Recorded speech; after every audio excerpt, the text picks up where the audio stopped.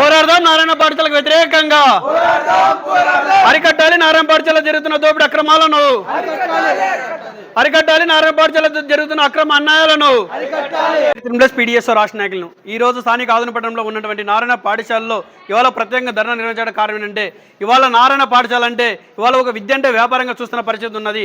మేము విద్యార్థి సంఘాలు ఏమడుగుతున్నామంటే ఇవాళ నారాయణ పాఠశాలలో ఇవాళ ఇంత పెద్ద కార్పొరేట్ వ్యవస్థల్లో విద్యార్థులతో వేల రూపాయలు వసూలు చేస్తున్నా కూడా ఒక చిన్న నోటీస్ బోర్డు కూడా లేదు. ఎందుకు విద్యార్థులకి సంబంధించి ఫీజు ఎంత ఉందని కూడా తల్లిదండ్రులకు సమాచారం తెలిపేంత బాధ్యత కూడా ఈ యొక్క పాఠశాల యజమాని వారికి లేదు. కాబట్టి అలాగే ఫీజులతో పాటు అక్రమంగా ప్యానల్ బోర్డు అనే పేరుతో అలాగే అదర్ యాక్టివిటీస్ అనే పేరుతో దాదాపుగా 5 లక్షల నుండి 9 లక్షల వరకు వసూలు చేసినారని చెప్పేసి మా దృష్టికి తీసుకురావడం జరిగింది. మరి ఇవాళ అనేక రకాలు కూడా విద్యార్థులు చెప్తే కూడా వాళ్ళ నిమ్మకి నీరెత్తుకున్న పరిస్థితిలో ఉన్నారు.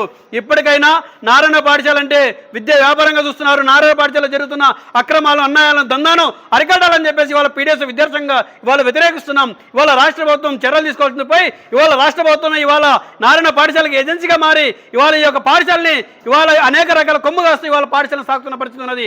మేమేం అడుగుతున్నామంటే విద్యాధికారుల సీట్ల పరిస్థితి ఇవాళ ఇక్కడ ఇంతమంది విద్యార్థులు అన్యాయానికి గురవుతున్నా కూడా మీరు పట్టించకపోతే రానున్న రోజుల్లో విద్యా కార్యాలయాన్ని ముట్టడిస్తాం. అవసరమైతే ఇక్కడ స్థానికంగా ఉన్న విద్యాధికారులు కూడా సస్పెండ్ చేయాలని చెప్పేసి ఈ సందర్భంగా తెలియజేస్తున్నా.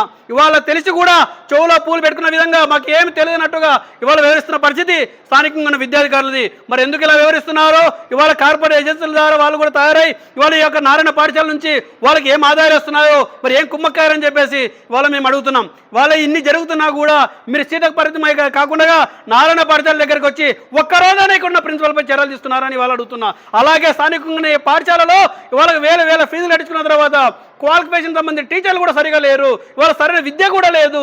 ఇవాళ చదువు అంటే ఒక బట్టి కొట్టిస్తే ఇవాళ చదువు చెప్తున్నారు. ఇవాళ ర్యాంకుల పేరులో వేల బ్యానర్లు వేసుకుంటున్నారు కానీ ఒక్క రోజు కూడా విద్యార్థులకి నాణ్యతమైన చదువును అందించడం లేదు.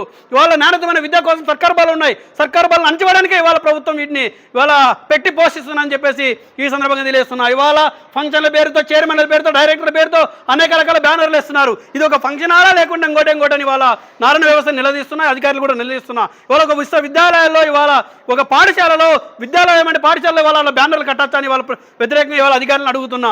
ఇన్ని జరుగుతున్నా కూడా ఏ మాత్రం కూడా వినపడకుండా ఉండడం అనేది సరైనది కాదు. రానున్న రోజుల్లో రేపటి నుంచి విద్యాధికారులు దీనిపైన చర్యలు తీసుకపోతే రోడ్ల మీదకి వచ్చి అవసరమైతే మీ ఉద్యోగాలకు తీసేయాలని చెప్పేసి మీ ఉద్యోగాలకు మీరు రాజీనామా చేయాలని చెప్పేసి మేము ధర్నాలు చేసిన అవసరం ఉంటుంది. ఇప్పటికైనా స్పందించి వాళ్ళ వందలాది మంది విద్యార్థులతో ఏదైతే అడిషనల్గా డబ్బులు వసూలు చేశారో వాళ్ళ డబ్బులు వాళ్ళకి చెల్లించాలని చెప్పేసి పీడిఎస్ఓగా ఇవాళ మేము ప్రశ్నిస్తూ మిమ్మల్ని అడుగుతున్నామని చెప్పేసి ఈ సందర్భంగా తెలియజేస్తున్నా. ఇవాళ ముక్కుసూటిగా ఇక్కడున్న ప్రిన్సిపల్ గారు కూడా సమాధానం ఇవ్వాలి. 2-3 సార్లు ధర్నా చేస్తే కూడా సమాధానం ఇవ్వలేదు. ఇవాళ ఎందుకు ముచ్చిపెడుతున్నారని చెప్పేసి ఇవాళ అడుగుతున్నా. మీ కార్పొరేట్ వ్యవస్థలు దందాలు చేస్తున్నా చూస్తూ మీ విద్యాధికారులు ఉండొచ్చు, విద్యార్థి సంఘాలు ఉండవని చెప్పేసి ఈ సందర్భంగా తెలియజేస్తున్నా.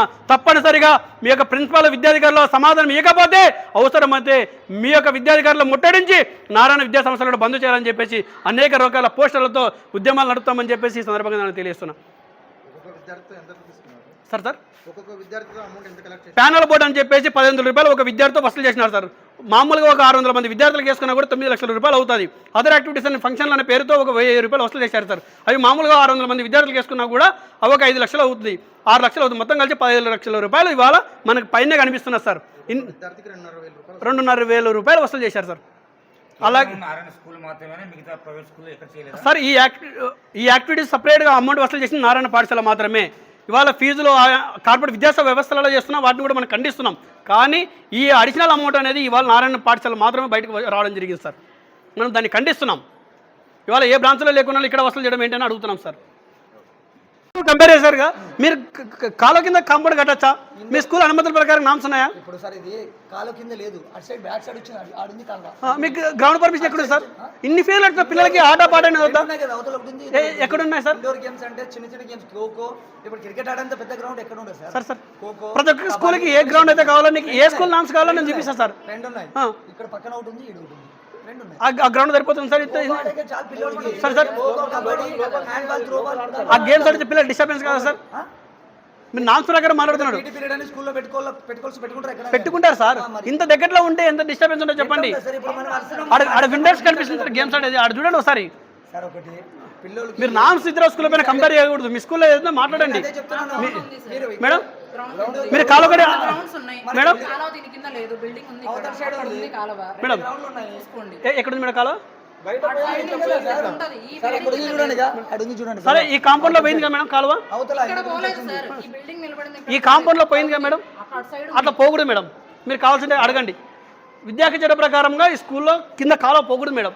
అటు సైడ్ ఉంది సార్ కాలువ అడుగుగా. పోలేదు. మేడం అది మీ కాంపౌండే మేడం, అది మీ కాంపౌండే. దాని నుంచి ప్రాబ్లమ్స్ ఉన్నాయి. ఇందాక బిల్డింగ్ ఉంది. మీ విద్యాధికారులకు కాల్ చేయండి మేడం. మేడం మీ విద్యాధికారులు కాల్ చేయండి. ఇలా ఉంది సార్, ఇలా అంటున్నారు, కరెక్టా కాదని అడగండి, చెప్తారు వాళ్ళు. మీరు ఏదైనా మీడియాతో మాట్లాడే విధానం కూడా మార్చుకున్నాను సార్. మీతో విద్యాధికారులు మీకు ఏకమైండ్ వచ్చు. అదే మాట్లాడుతున్నాం సార్. ఏం చెప్తున్నారు? మీడియాకి సరైన ఆన్సర్ ఇస్తున్నారా? ఏమీ ఇవ్వలేదు సార్. ఏమి ఇచ్చారు మేడం? ఇన్ని స్కూల్లో మీకు అంత క్లారిటీ మీడియాకి ఇస్తున్నారు. మీడియా అంటేనే పబ్లిక్ మేడం, వాళ్ళకు రైట్స్ ఉన్నాయి. విద్యా సంఘాలకు ఒక రైట్స్ ఉన్నాయి. అన్ని మాట్లాడాను, అన్ని ఫీజుల పట్టిక మీద ఒక సీల్ లేదు మేడం. ఇవన్నీ కూడా నేను చెప్పాను. అది మీది కాదు మేడం, స్కూల్ పట్టిక. దాని మీద మీకు సీల్ ఉండాలా మేడం? నాదైనప్పుడు మీ స్కూల్లో దాని మీద ఉండాలి మేడం, సీల్ ఉండాలి మేడం. మేడం ర్యాంకులు వచ్చిన బ్యానర్ ఎంత పెద్ద చేసుకుంటారు మాత్రం ఫీ మేడం కాదు మేడం. ర్యాంకులు వేసుకున్నంత మాత్రం ఫీజు అంత పెద్దగా వేయాలి కదా. మరి వేయాలి. ఇన్ని రోజుల నుంచి ఎక్కడ మరి ఇంత స్కూల్ ఇన్ని స్కూల్ దాదాపు మేడం ఇన్ని సంవత్సరాలు మీరు వచ్చి 2 సంవత్సరాలు అండి. 2 సంవత్సరాల నుంచి ఒక ఫీజులు పెట్టచ్చు కదా. అకాడమిక్ ఓపెన్ అయితే దాదాపు 2 నెలలు అవుతుంది మేడం. అది అఫీషియల్ కనిపిస్తుందా? ప్రతి ఒక్క పేరెంట్ కనిపిస్తుంది మేడం. మరి బ్యానర్ అది లోన్ పెట్టండి, ప్రతి పేరెంట్ తెలియకుండా బ్యానర్ లోన్ పెట్టండి, బ్యానర్ లోన్ పెట్టండి సార్. ఆ బ్యానర్ ఇటు పెట్టి అది నోటీస్ అది పెట్టండి సార్, పబ్లిక్ కనిపిస్తాయి కదా సార్. ఆ ఫీజు బట్టి కానీ ప్రతి ఒక్క పేరెంట్ తెలియదు సార్. మరి పెడతామని చెప్పండి కనీసం మీడియాకి, విద్యార్థులకు వాయిస్ అయితేనా. మరి ఇతర స్కూల్ ఇతర కాలేజీలతో మీరు కంపేర్ చేయదండి. ఫస్ట్ మీరు విద్యార్థి చట్ట ప్రకారం నడుస్తుందా లేదా దాన్ని రెక్టిఫై చేసుకొని మళ్ళీ మార్చుకోవాలి. విద్యార్థులు న్యాయం చేయాలని మేము అడుగుతున్నాం. ఎక్కడ సార్ 3-4 ధర్నాలు చేస్తే కూడా మీరు స్పందించకపోతే ఏంటి? మీడియా అడిగితే మీరు సరైన ఆన్సర్ ఇచ్చారా సార్? విద్యాసంఘాలు అడిగితే సరైన ఆన్సర్ ఇచ్చారా సార్? మేడం విద్యాక చట్ట ప్రకారము ఇక్కడ